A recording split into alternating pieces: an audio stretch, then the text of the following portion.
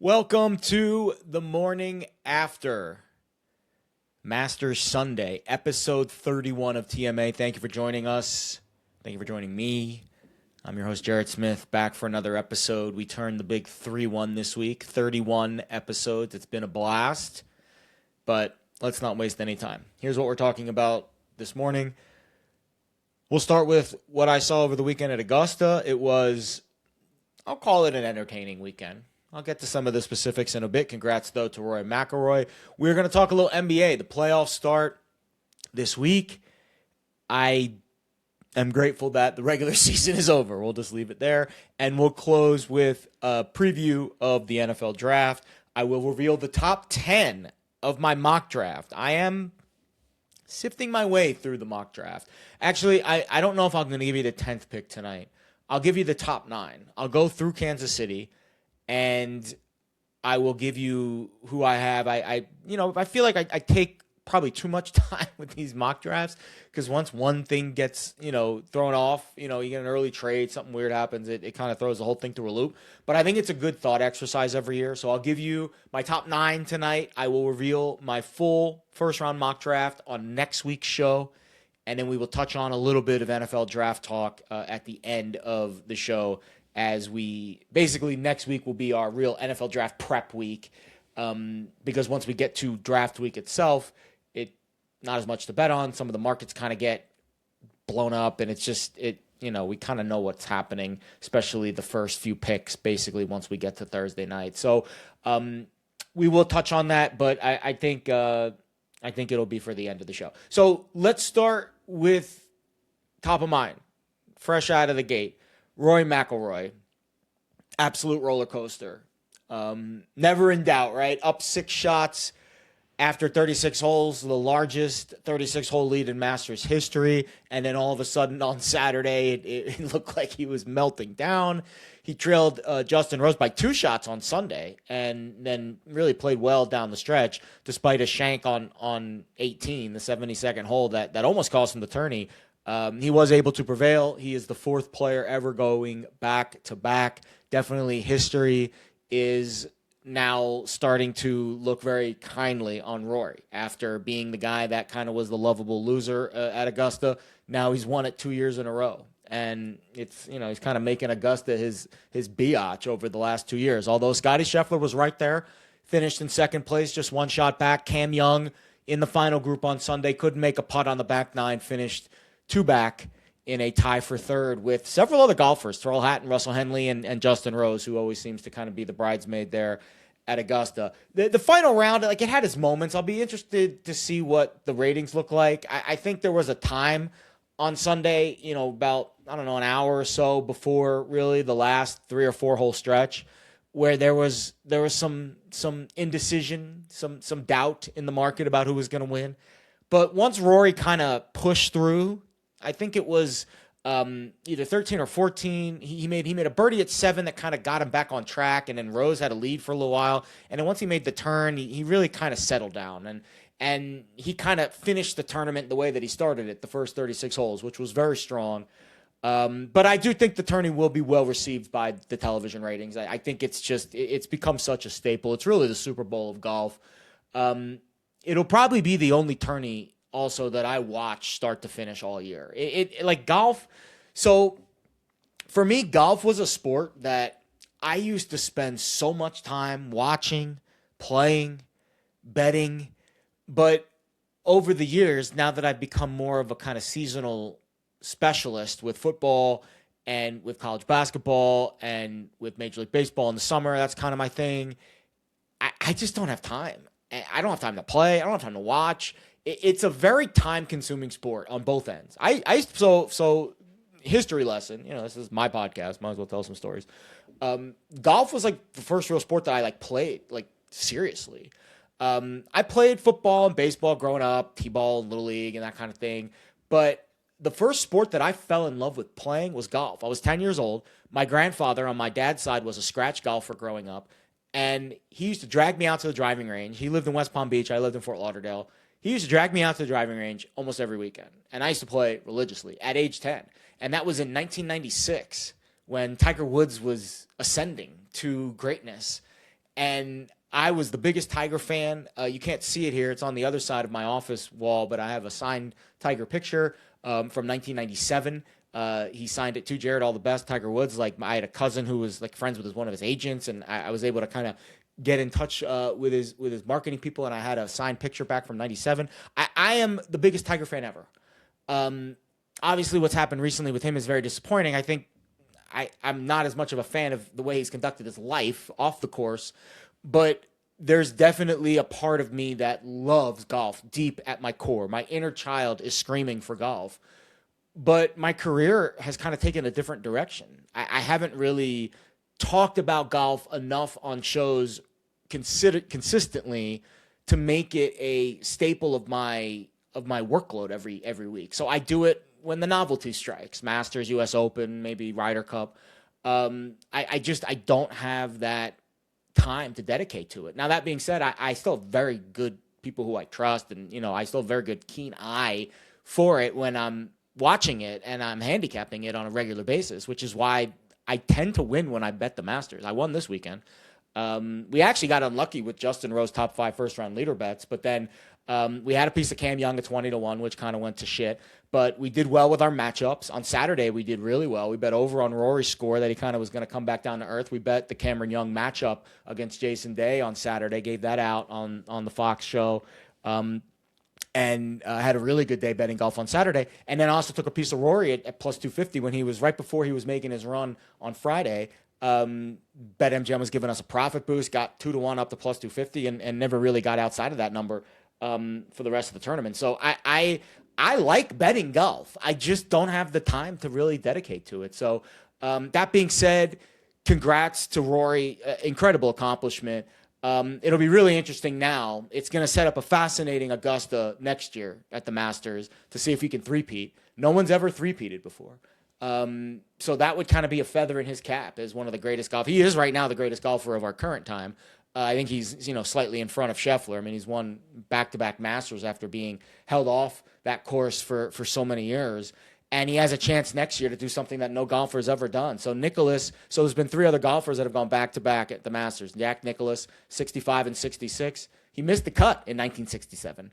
Nick Faldo won it in 89 and 90. He was T12 in year 3 in 1991. And then Tiger Woods was T15 in 2003 after winning it in 01 and 02. So three-peat, I mean, you really got to put Rory in the Hall of Fame, Mount Rushmore type category if he can go back to back at Augusta, and we will find out next year. I thought the most interesting betting headline that came from the tourney came from my friend Bill Spiros over at bookies.com. Shout out Bill, friend of the show.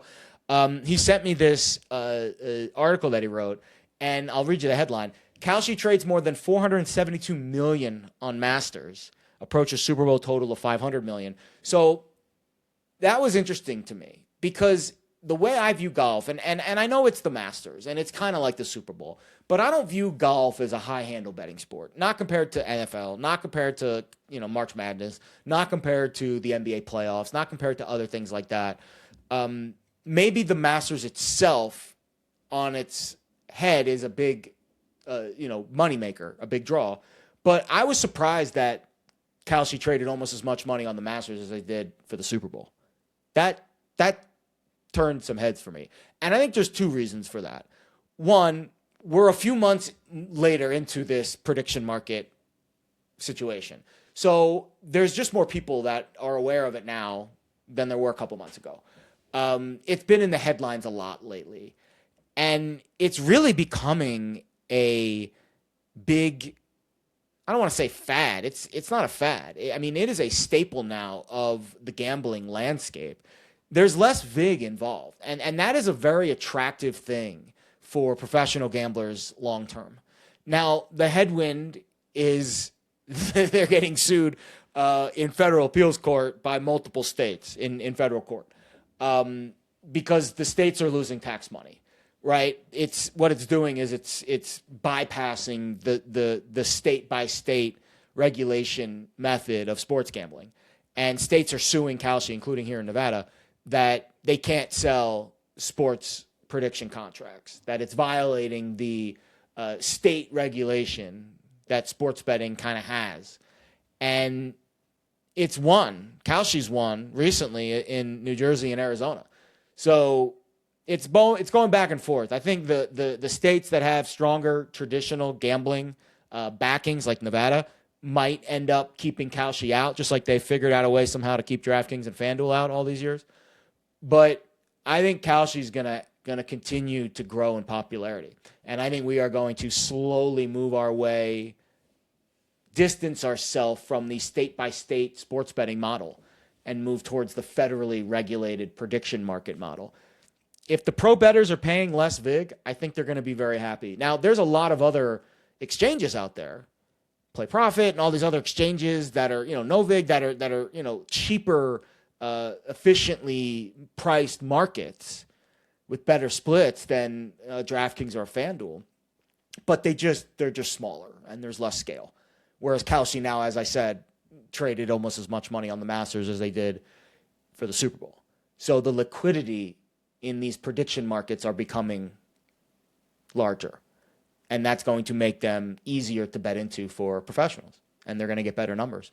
So I think that's going to be the story of this year and next year, is kind of the rise of prediction markets and how that impacts the state by state sportsbook model and the economy of those models, the tax structure, how much money the states are making from taxes. Are they losing out a lot of money from taxes? Is that going to change the way that sportsbooks? Because if the sportsbooks aren't getting as much handle in each state, but they're still paying a high tax rate, they're not making as much money. Their profit margins are smaller.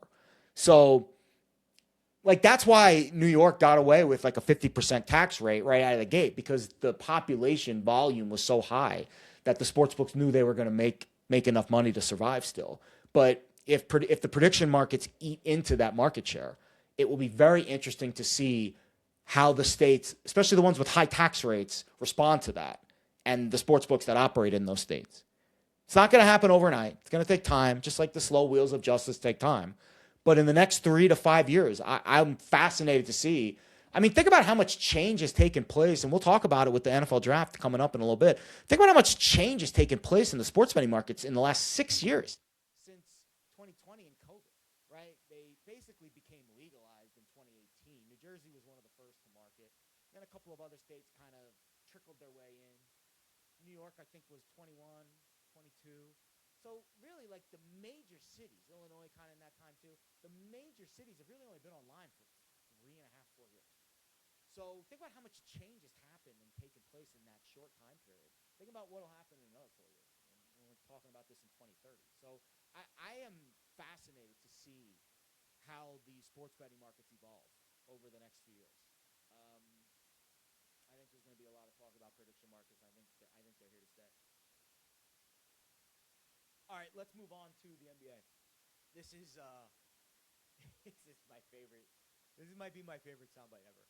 So, Richard Jefferson. This was about 10 days ago, April 2nd. Richard Jefferson was doing a pregame show or postgame show, something for one of the major networks. I think it was ESPN, and he had a rant about why the NBA ratings are down. And this is an all-time rant. This is Richard Jefferson on why the NBA ratings are down and why he is against the NBA shortening the regular season.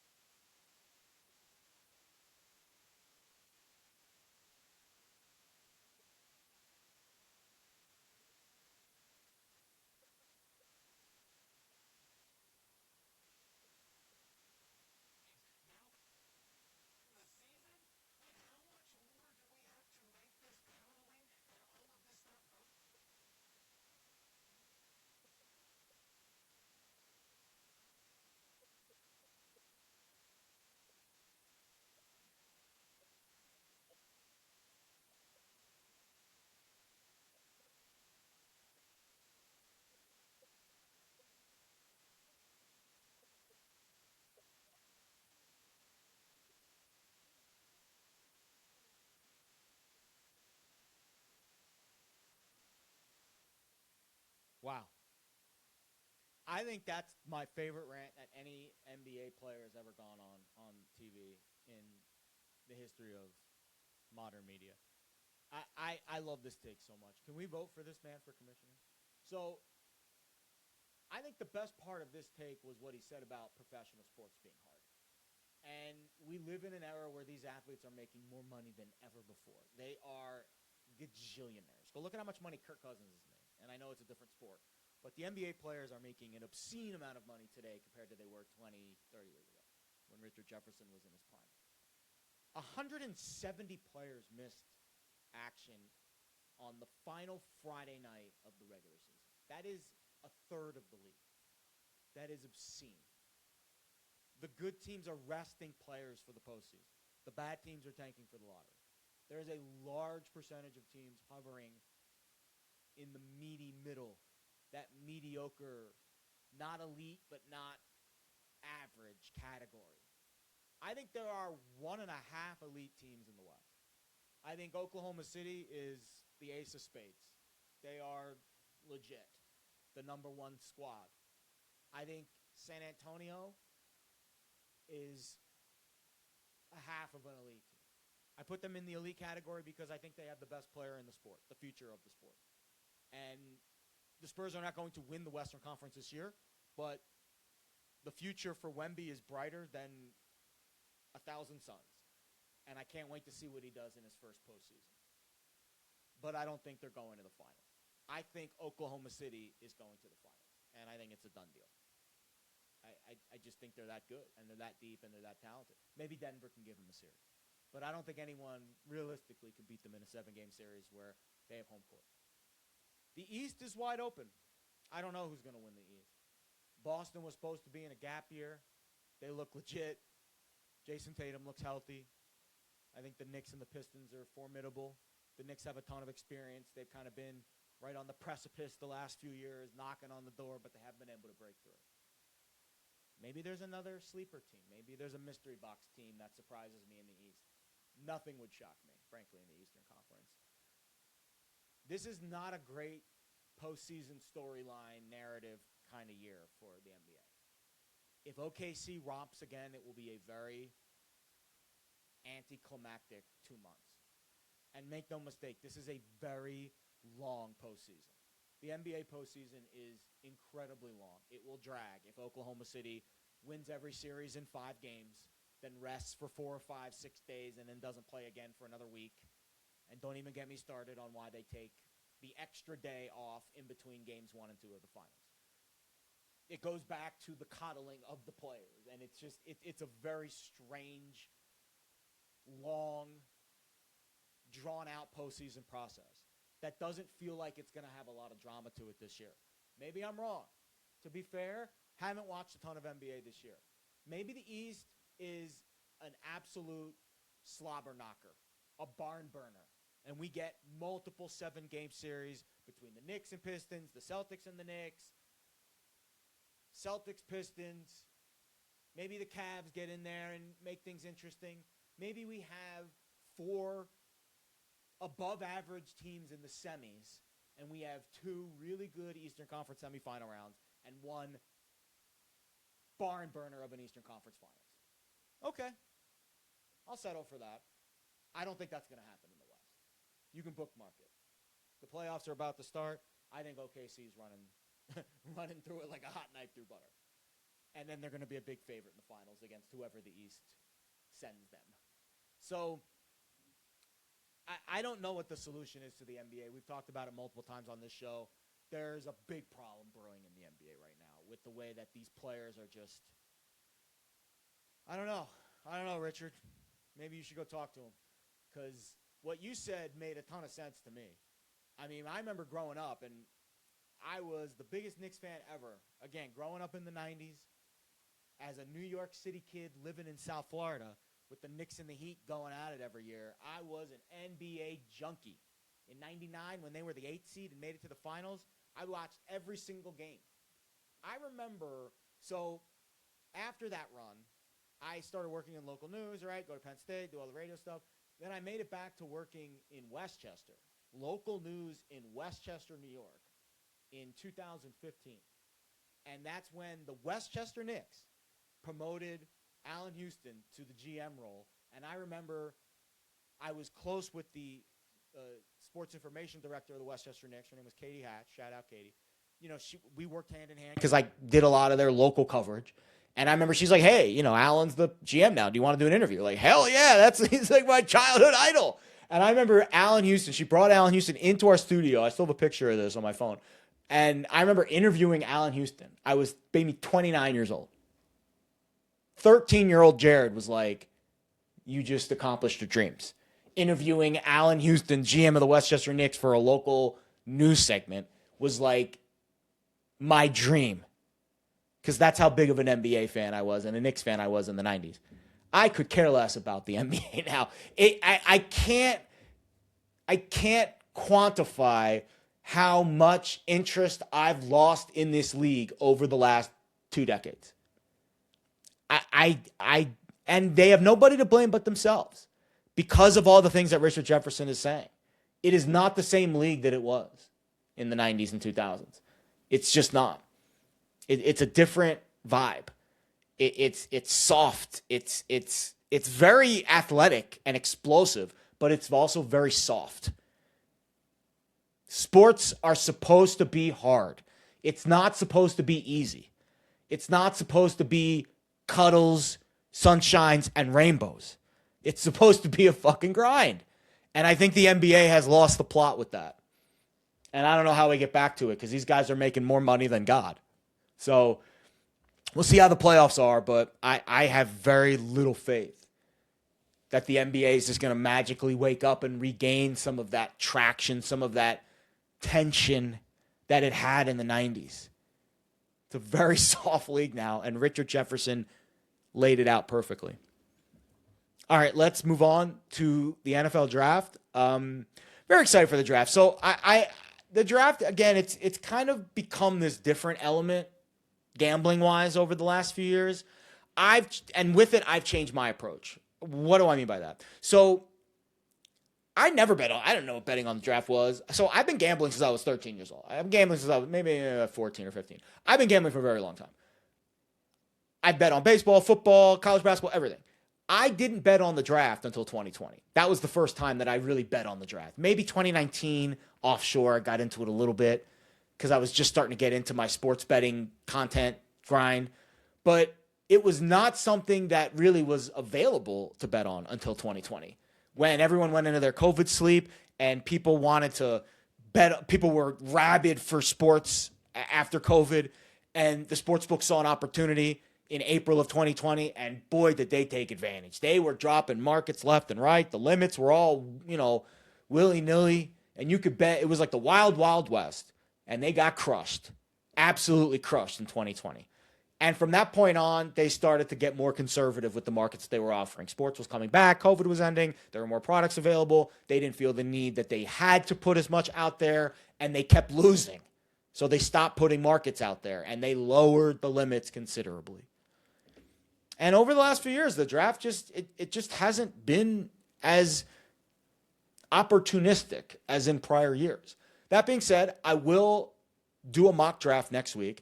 I've changed my approach. I have focused, when I handicap the draft now, I am strictly looking at it from the general manager's perspective.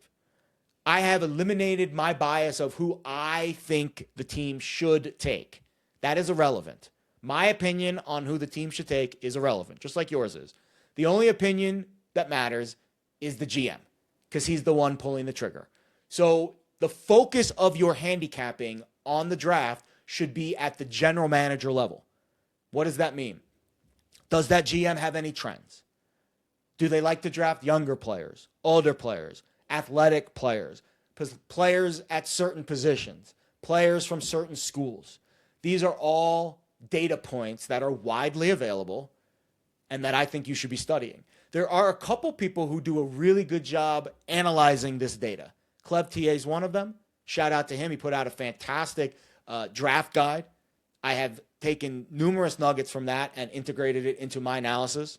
There are other very sharp handicappers that do a really good job with this stuff, and I take it all. I soak up as much data as possible. But the most important data, Russell Brown's one of them, by the way. I wanted to give some of these guys shout outs. Russell Brown's one of them. Connor Allen's another one. Like, these are guys that are really good at capping the draft.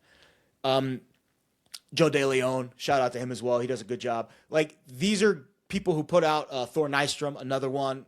Mock drafts consistently all the time. Even my SGP pals, Sean Green and Ron Kramer, do a really great job with their mock drafts. I think you should be inputting all that information into your brain. And then you should be making a decision based off of that and what the general managers tend to do on who they're going to pick. All of my analysis now, when I release my mock draft next week, you'll see it's all GM focused. It's all what the GMs tend to do, what their profiles are, and who is available, what their needs are that fit, that match that profile, and that aligns with that draft profile and those tendencies. That is where all my handicapping is focused now with the draft. Sometimes betting opportunities arise when I do that. Sometimes the market's already sniffed it out and there's no value. I go into the draft from a betting standpoint now with zero expectations. If I see something that looks mispriced, I'm going to bet it. But there's no fair price here. Like, we don't know what there's no model of what the number should be. There's no analytics, right? It's not like a line or a spread or a total where we have all these data points and what the totals are and all the numbers. We don't know. It's all based on information. It tends to be a very reactive market too. So if something breaks and you think it's not correct, you're going to get value betting the other side. I do think there are some intriguing storylines around this particular draft that are bettable. I think the quarterback thing is interesting. We've talked about Ty Simpson on this show. 1.5 is the quarterback's number. The juice is to the over. I think Simpson's going to be a first-round pick. I think he will follow the path of Jackson Dart last year, where he'll slip a little bit and there'll be a team in the 20s that'll be interested and they'll move up and get him, or they'll just stick and pick and take him. I think that's very likely for Ty Simpson. That's why the odds are like minus 200 that there'll be over 1.5 quarterbacks taken in the first round. You've got a few other quarterbacks later in the draft that are intriguing. The Nuss bus, Garrett Nussmeier. You've got Drew Aller. You've got Carson Beck, who I'm going to drop a film study on next week. It's not a high-end quarterback class. Next year's the high-end quarterback class. This is a value class when it comes to quarterbacks. I think there's a chance that a contending team, in fact, I think there's a strong chance, a contending team hits on one of these later round quarterbacks. All of a sudden turns a Carson Beck or a Drew Aller into a playable signal caller. And there's also a chance that one of those starters gets hurt. We've seen that time and time again. Contending team making a run, starter gets hurt, has to miss a month. Maybe Carson Beck has to step in and play 4 games between weeks 12 and 16. I could see that happening in one of these guys having success because they do match some skill sets that I like. Each guy kind of has their own strengths and weaknesses. I'll do a quarterback rankings on next week's show and where I think the guys are going to get taken. But I will drop a film study on Carson Beck. I think Beck's one of those guys. I think the Mendoza-Cousins situation in Vegas is interesting, especially with Kubiak pulling the strings. I mean, they made a ton of additions in free agency. We talked about it on last week's show. The players that they brought in addition to keeping Max Crosby, and now you have Kirk Cousins. And I think it'll be interesting to kind of see the Mendoza dynamic with him and who wins that job out of camp. I think it'll be Cousins. And I think Mendoza comes in and plays at some point during the year when Cousins inevitably falters. That's an intriguing storyline too, but that's more training camp than it is draft. We know Mendoza's getting taken first. There's really not much intrigue there. But 2027 is the real gem quarterback class. I mean, I think you are not going to see a GM reach for a quarterback in this class. Because next year you've got Arch Manning, Dante Moore, Julian Saint, Trinidad Chambliss. You got Jeremiah Smith. I mean, next year's class, with the Jets having 3 first-round picks, might be one of the best draft classes in recent history. So I think teams are going to be patient with the quarterback class in 26, but that doesn't mean a contending team is not going to take one of these guys in the 3rd, 4th, or 5th round. And at some point during the regular season, Carson Beck, Drew Aller, Garrett Nussmeier, Ty Simpson, will be thrust into a starting job, a starting role in a key spot. And I think there's a chance that one of those guys handles the situation pretty well. I think it might be Carson Beck, if he can figure out his hand clap snap count that John Gruden was trashing on last week in his interview. We'll get into that when I do the Carson Beck film study next week. But I'll go. So I mentioned this too last week. I'm going to drop a draft betting guide. I already dropped some GM tendencies. Very helpful. AI has been very helpful in this entire process, by the way. If you guys are not using AI to collect data and organize that data right now, I don't know. I can't help you. I have multiple AI sources, multiple AI prompts running almost daily, collecting data and compiling that data and figuring out new ways to package content for you guys and be creative with the stuff I'm sending out. I mean, it's still coming from my brain. It's just getting help from robots because I can't collect all this data by myself. And I'm thinking about hiring a data analyst, frankly. But it's a fun new time for sports media because AI is obviously a disruptor in the space, but that doesn't mean that the average creator can't use AI and leverage it to help them create better stuff and get sharper data. Because that's all we are at the end of the day. It's all the data that we collect. How we interpret that data, how we analyze it, and then what we do with it. So AI has been very helpful, and I'll continue to leverage it as I move forward with a lot of this stuff. But the draft betting guide, I've got a couple different sections of it. One of them's focused on trades. The other one's focused on position totals and how many players of each position are projected to go in the draft, what the odds history is for those positions, and also the average draft position of the first round per position. So, for example, I'll read this to you now. For the quarterback position, so since 2020, 21 quarterbacks have been taken in the first round, an average of 3.5 per draft. And the average draft position of those quarterbacks has been 9.5. So you're not seeing a ton of quarterbacks go after the top 20. Most of them are getting taken. The median number is 8. Most of them are getting taken in the top 10. Whereas the running back number, the median is 20. So, and again, that's not it's not shocking that quarterbacks are getting drafted higher than running backs, duh. But it helps you gauge where the average player has been drafted at their respective position over the last 6 years. And it's just data. That's all it is. It's just data. And it just is interesting to me to look at some of this stuff. And that's why I'm sending it out to you guys. I picked up a couple wagers from it. The offensive line stuff I think is prominent. That's the only position I have in pocket right now. And I'm always honest with you guys about what I'm betting on. If you join the Patreon, you will know everything as I'm betting on it, getting sent to you directly. But if you were a member of the Patreon, about a week ago, I sent out offensive linemen in the first round over 7.5 at minus 135 at Caesars. It's up to minus 190 now.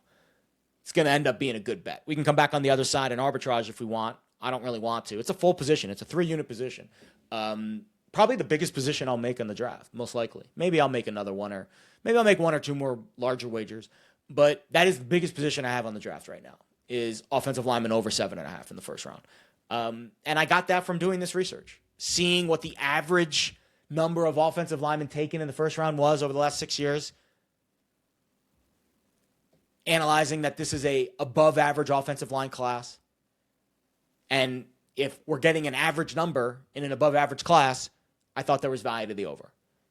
I'm going to turn out being right. This thing's going to close significantly higher than the number I bet. Good for me. Now all it has to do is win. The cornerback number is another one I'm probably going to bet. And this one's plus money. I think I'm going to bet under 3.5 in the first round at plus 190.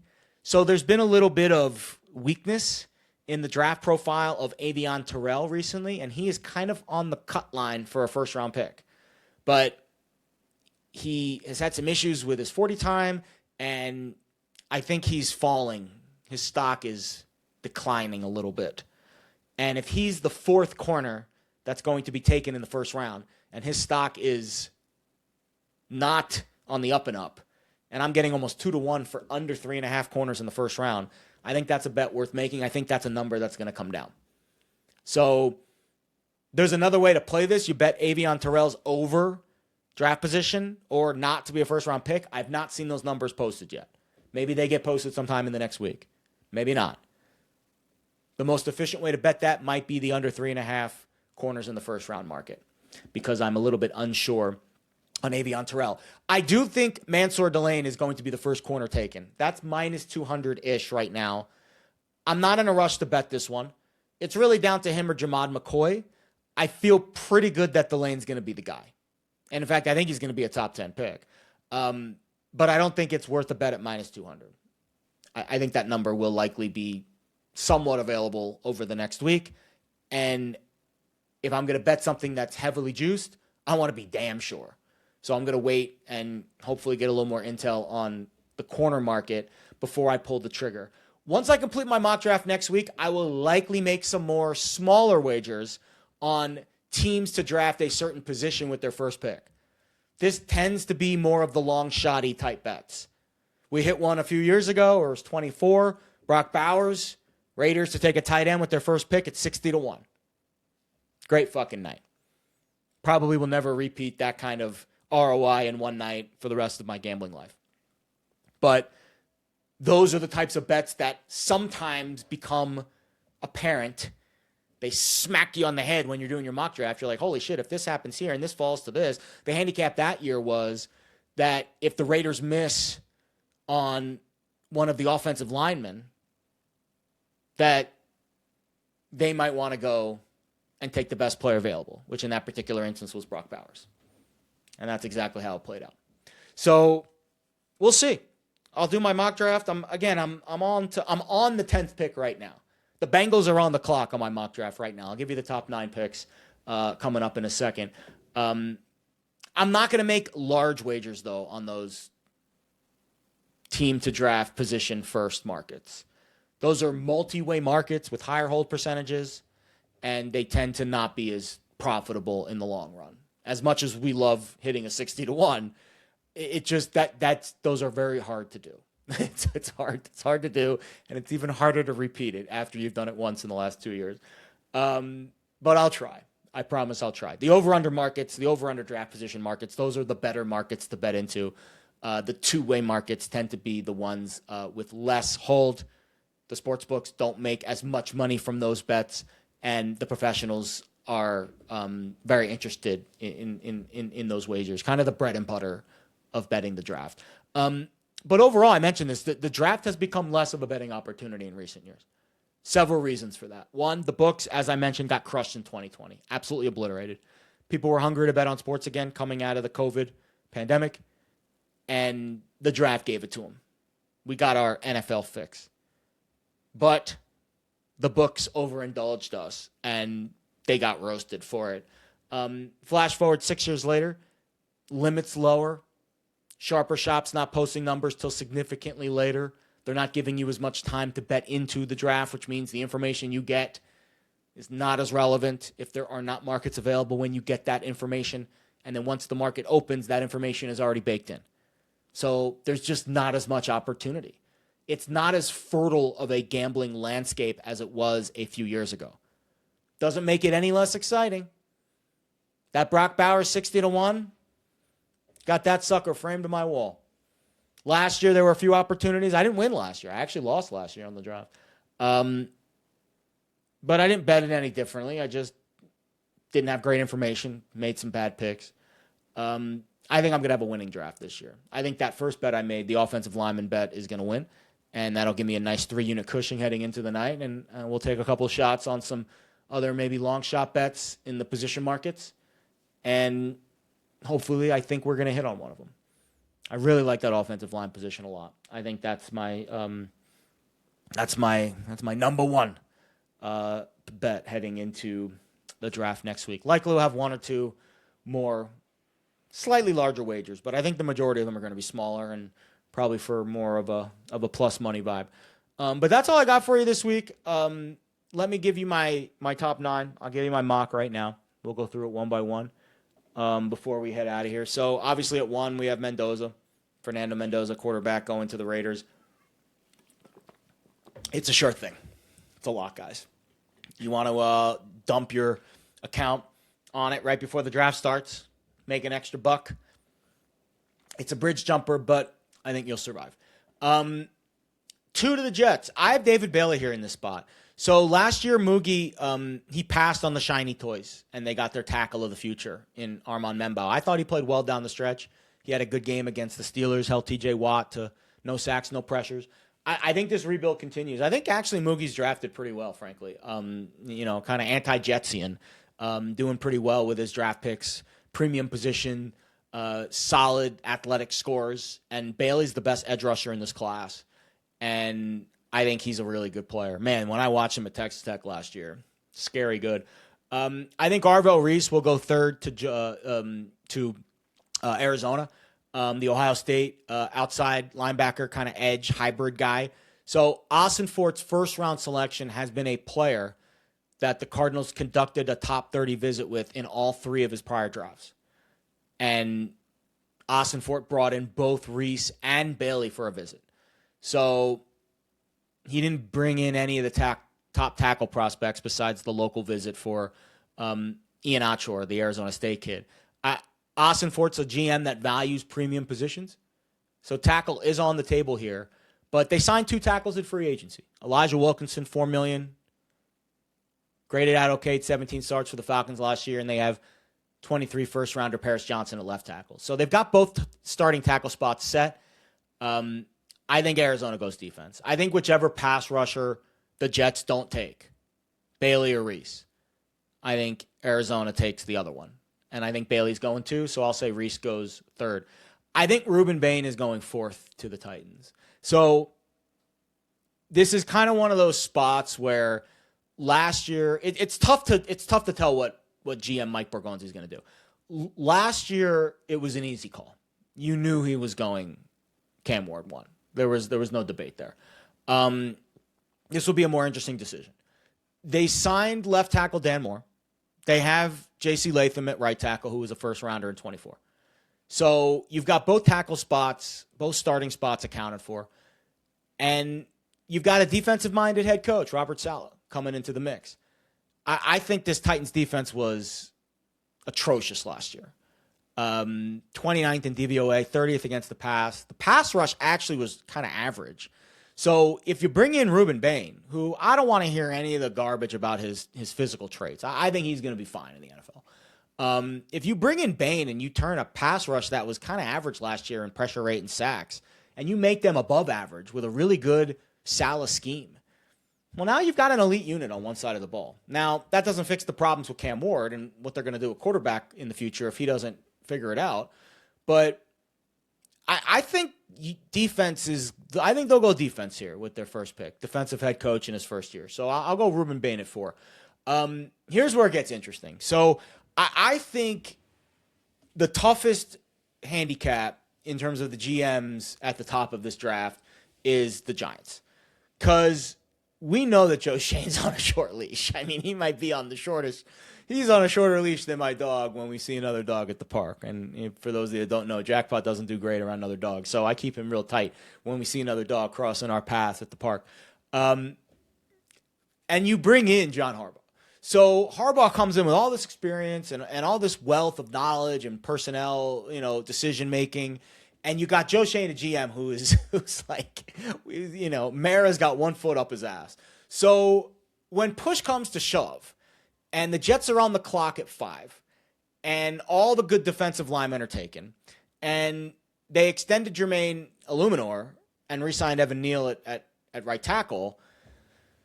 You've obviously got Thomas at left tackle, one of the best left tackles in the league. I think this could be a wild card. I think this could be Jeremiah Love here at 5 to the Giants.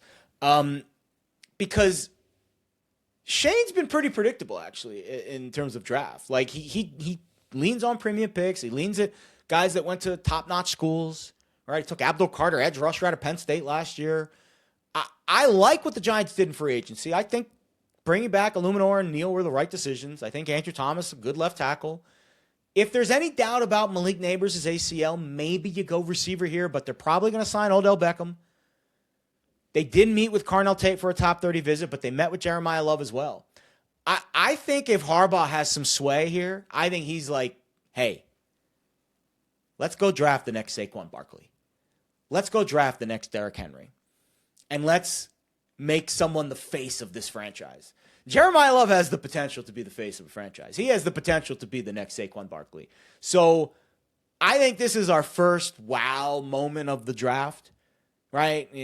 Fernando Mendoza is not very wowable. I mean, we've known about this for months.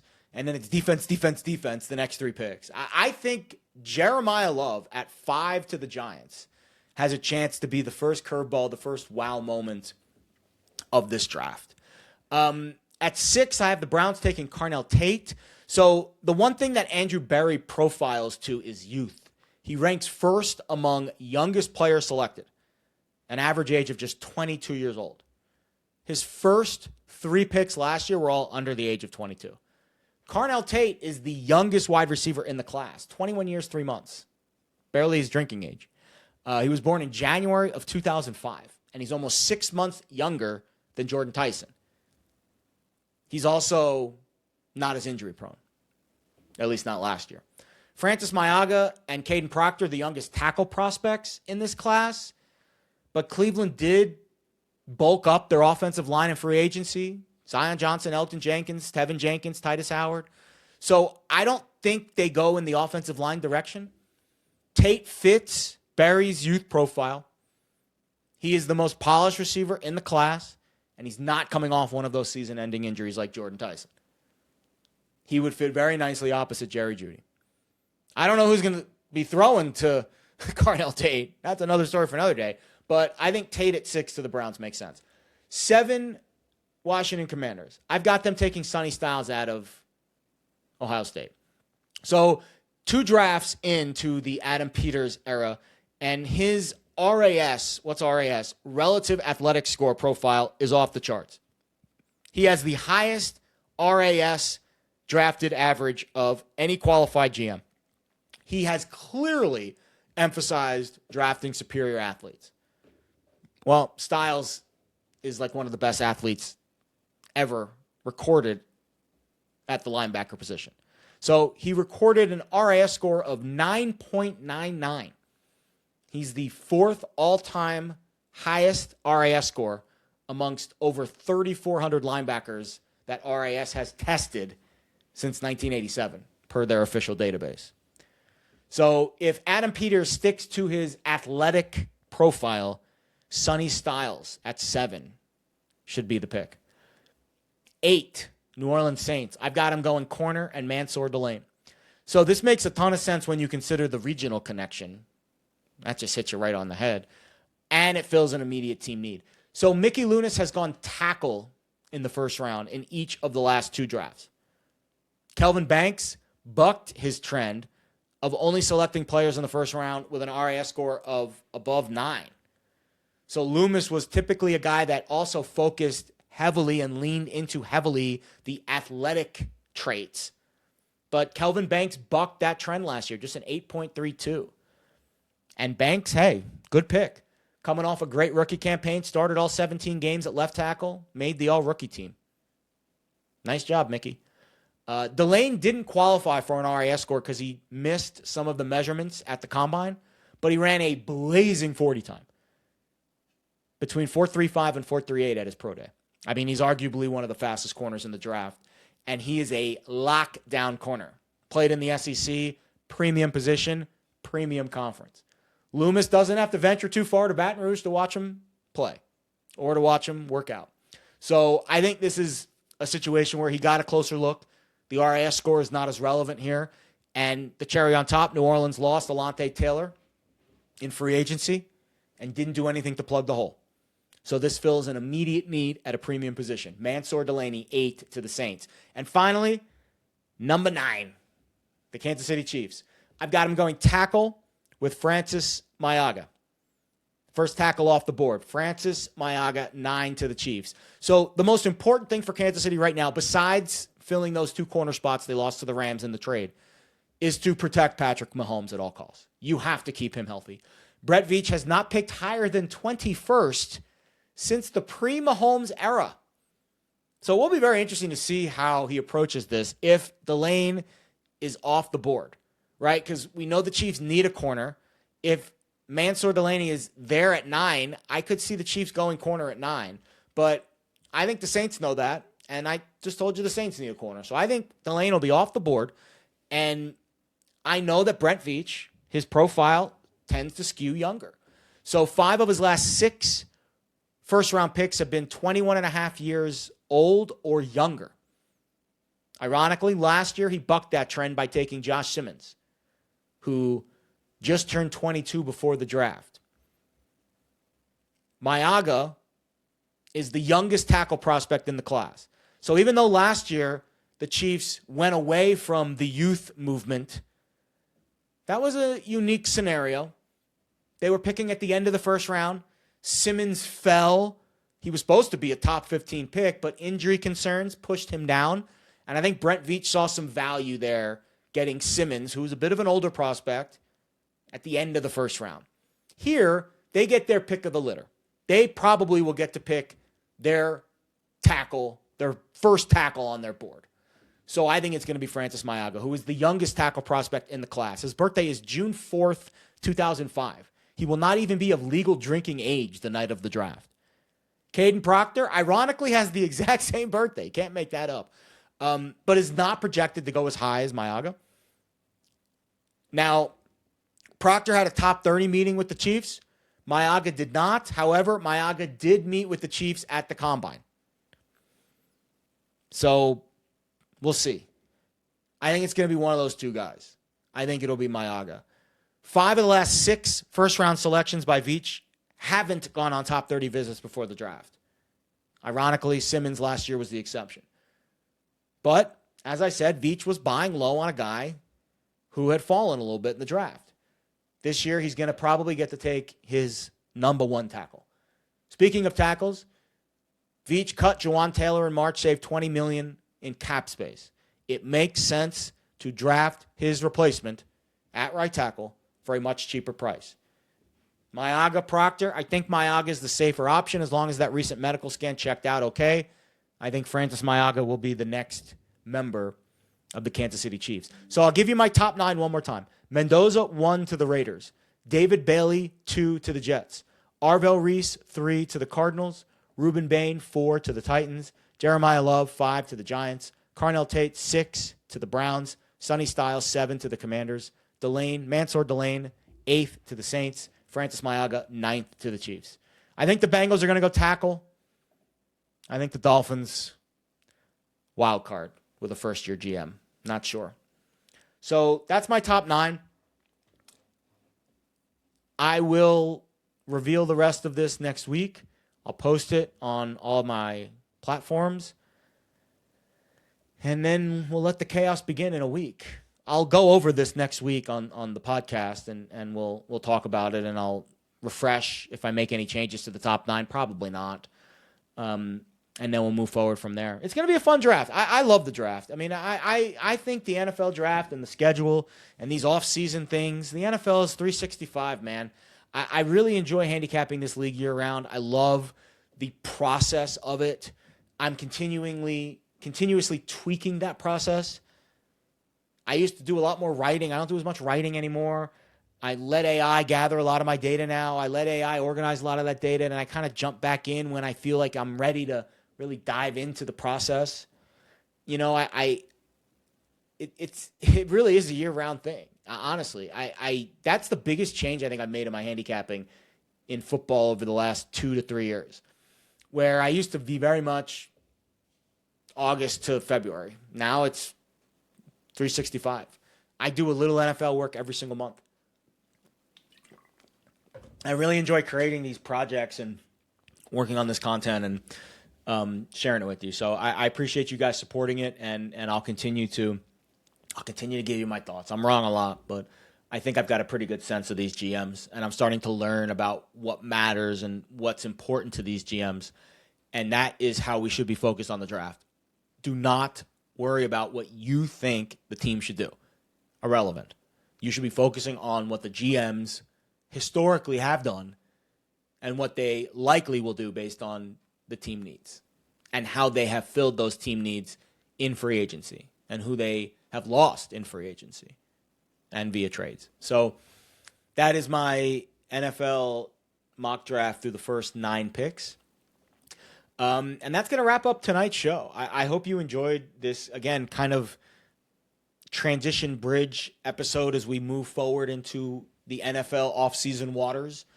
I will likely talk a little bit of NBA, NHL playoffs when we get to that point, when things matter a little bit more. I'll do a film study on Carson Beck next week, and I'll do all the other content and videos and keep you guys up to date on what's going on in the world of Jared and in the world of TMA. Please subscribe to the podcast on YouTube. I really would love to get to 1,000 YouTube subscribers soon. We're at the 700 plus range. We've grown pretty steadily over the last 6 months. I've pretty much doubled the subscribership in 6 months, which I know being under 1,000 doesn't sound like a lot, but if I can keep doubling it every 6 months, I will be a very happy person. The Patreon continues to be my side hustle. That is where I drop all of my daily picks. You get access to the Discord. I do private live streams in there. I drop a lot of other research projects and things that are interesting to me. I pull in data from other websites and I mash it together and tell you what's important and try to keep you guys, locked into my brain. I mean, that's really what you pay for. You're paying for access to what's going on in my head and how I see the market. So please subscribe to that. There's a free trial available for 7 days, and I'm doing a discount from now through the NFL draft, through the first round, Thursday night of the NFL draft, 50% off your first month's membership. So it's $20 a month, and if you sign up between now and I think it's April 23rd, you will only pay $10 for the month.